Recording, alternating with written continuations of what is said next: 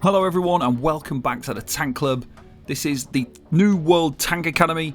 Today we're going to be looking at the attributes that you're going to be using for your tank build.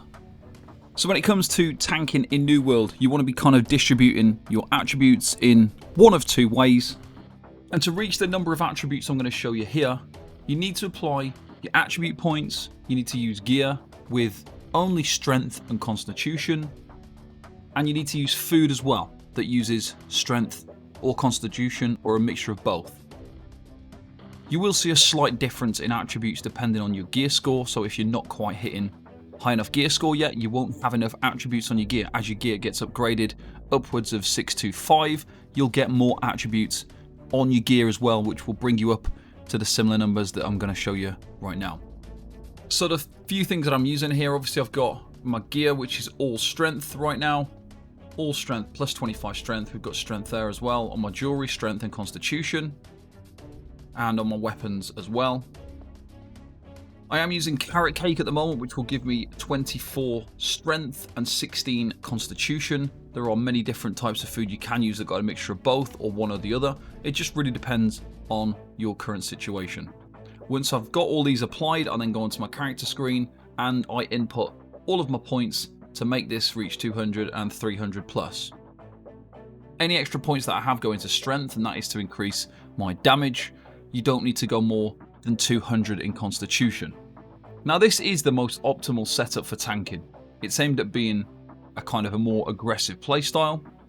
The main reason for putting the 300 points into strength is to give you grit. So basic attacks with a melee weapon gain grit. And this prevents you from being staggered by incoming attacks. You can maintain light attacks and heavy attacks. You can utilize perks on your weapons that work around the 300 strength as well.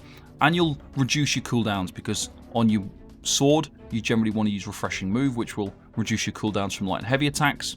On your warhammer, if you're using one, you're going to be doing heavy attacks, and that will also reduce your cooldowns by heavy attacking with that weapon as well, if you've got the right ability passives. So there's a lot of benefit to having grit constantly there when you're doing those light and heavy attacks and casting your abilities, so that you can reduce the cooldowns of all your skills and output more damage. The 200 points into constitution is really nice as well, because you do unlock a bunch of nice things here. So we've got increased physical and elemental armor, 10% there. And the increased max health by 10% of your physical armor. So because we're getting increased armor by this one's also increasing this one, where we're getting more max health as well. And we do want to have a decent amount of health. So right now I'm sitting on 13,111 health. And so far that has been more than enough to get through all the content that I've been doing. This type of setup helps you output more damage, maintain good levels of threat on the enemy by being able to constantly be attacking and light attacking and heavy attacking using your abilities, along with ending those fights faster. And that is the main benefit here, is if you're a tank who can still output some damage, then fights are going to end quicker, so you have less tanking to do, you have less time where you have to be healed, less time where you have to worry about stamina and cooldowns. You want to end fights as fast as possible. That is the priority. You will need a good healer by your side, since you won't be blocking as frequently, so you'll be taking more damage. So this setup is aimed at blocking very infrequently, so you'll be generally dodging or blocking mainly the heavy attacks from the enemies and dealing with the mechanics, but otherwise you'll be taking the damage, you'll be face tanking the damage and just dealing with it in that kind of way, so you can be using your abilities yourself. Now if you did want to go for a more defensive approach, you would use 200 strength, 300 constitution instead, but the perks that you get extra for doing that, 60% damage reduction when at full health on a 60-second cooldown. Yeah, that sounds kind of nice, but it's a huge cooldown and it's not as good as it sounds.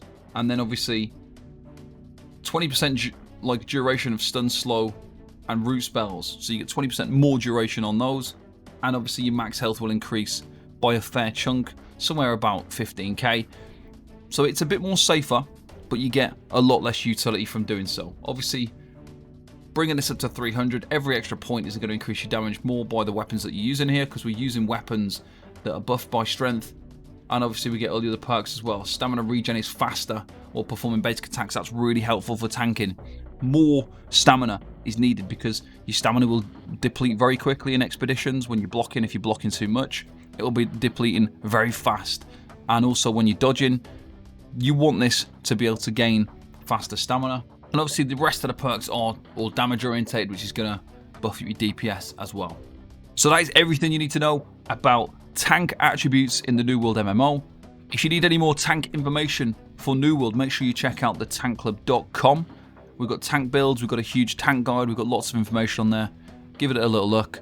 Thanks very much for watching. I'll see you next time. Bye bye for now.